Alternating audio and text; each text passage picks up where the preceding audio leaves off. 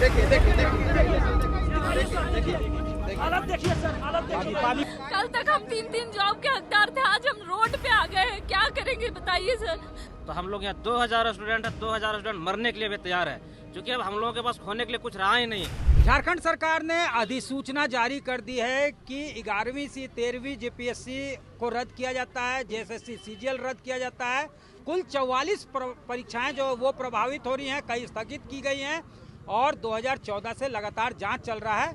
इसके बाद 2800 के करीब ऐसे उम्मीदवार हैं जिन्हें नौकरियां तो मिली थी, एक नया उन्हें उम्मीद जागा था, उनके घर परिवार जो हैं वो खुश थे, लेकिन उनकी नौकरियां चली गई एक झटके में।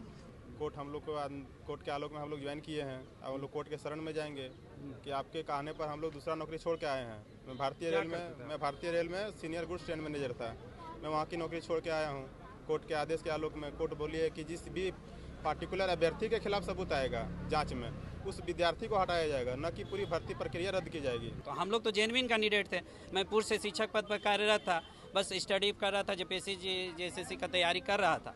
तो मैं सोचा कि चलो बेहतर भविष्य के में ये आया, लेकिन ये तो अब बहुत ही गड़बड़ी मतलब हड़बड़ी में लिया गया निर्णय है सरकार का। मैं असिस्टेंट सेक्शन ऑफिसर के रूप में उद्योग निदेशालय में कार्यरत था और मैं सर रेलवे में ऑफिस सुपरिटेंडेंट का पद छोड़कर रिजाइन देकर मैं यहाँ ज्वाइन किया। मैं इसलिए ज्वाइन किया क्योंकि मैं राज्य की सेवा के लिए अपना योगदान देना चाहता था, अपना होम टाउन में रहना चाहता था सर।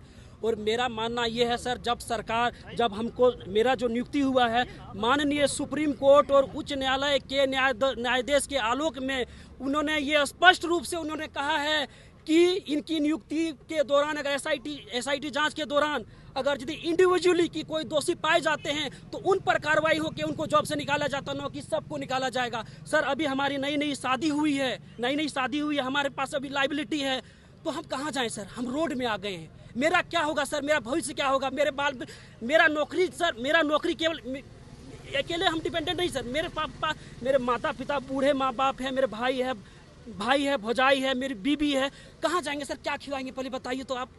मेरी माँ का तबीयत खराब रहता है और वो पढ़ी लिखी नहीं है। मैं अभी तक मैं अपने माँ को ये बता नहीं पाया हूँ कि मेरी नौकरी चली गई। अगर मैं अपने घर में बताता हूँ तो अगर वो उनका श्योर है कि शायद उनको दिल का दौरा पड़ जाए या उनके स्वास्थ्य इतनी बिगड़ जाए कि वो शायद इस दुनिया में ना रहे या ऐसा कुछ भी होने का आशंका है। ये मैं सीएम साहब से यही मैं पूछना चाहता हूँ कि मेरी माँ का अगर कुछ भविष्य में अगर ऐसा होता है, क्योंकि न्यूज़ आज नहीं तो कल वो तो पता चलना ही है, तो इसका जिम्मेवारी कौन लेता है? भीड़ तंत्र निर्णय तय करता है। तो हम लोग यहाँ 2000 स्टूडेंट है, 2000 स्टूडेंट मरने के लिए भी तैयार है, क्योंकि अब हम लोगों के पास खोने के लिए कुछ रहा ही नहीं है। पहले इतना नौकरी छोड़ के आए हुए, घर में इतनी परेशानियाँ है, अभी घर भी नहीं बना है मेरा अच्छा से, क्या करेगा आदमी? देखिए यहाँ क्या हो रहा है, देखिए हालत देखिए सर, हालत देखिए। पानी दीजिए। भीड़ मत कीजिए। पानी थोड़ा सा एम्बुलेंस को कॉल कर दीजिए। ये पहले से स्टेशन मास्टर ऑलरेडी थी रेलवे में, लेकिन इनका स्थिति ऐसा है कि वहाँ जॉब किए हुए ज्यादा दिन नहीं हुआ, ट्रेनिंग में ही थी, वो छोड़ करके आई है, वहाँ से भाग करके आई है। मतलब ऐसे सुनिए, थोड़ा धैर्य रखिए। स्टेशन मास्टर ऑलरेडी थी, धैर्य रखिए, न्याय होगा। ऐसे स्थिति में सोच रहे कि मैं न उधर के रही न इधर के रही, और सब सिचुएशन हमेशा बराबर नहीं रहता है कि हम लोग एक साल से अभी तक ले ऐसे ही है। घर में कोई नहीं है, यहाँ बुलाइए। जाना, फिर से तैयारी करना। नहीं, घर में कोई है अभी? पहले इनका ये कीजिए ना, घर में से बुलाइए किसी को। कोई यही सोच के ये ऐसे हुई है। मेरे को पता है, मेरी फ्रेंड है। कहाँ के रहने वाली? ये हजारीबाग की रहने वाली है। ये पहले से कर्नाटका में जॉब कर रही थी, ऑलरेडी ट्रेनिंग में थी।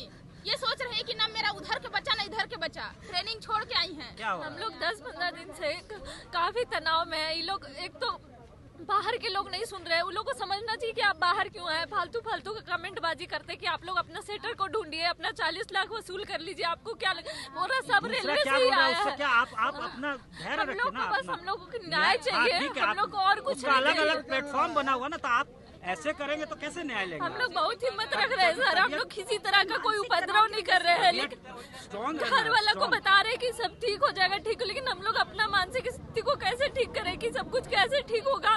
कल तक हम 3-3 जॉब के हकदार थे, आज हम रोड पे आ गए हैं, क्या करेंगे बताइए सर।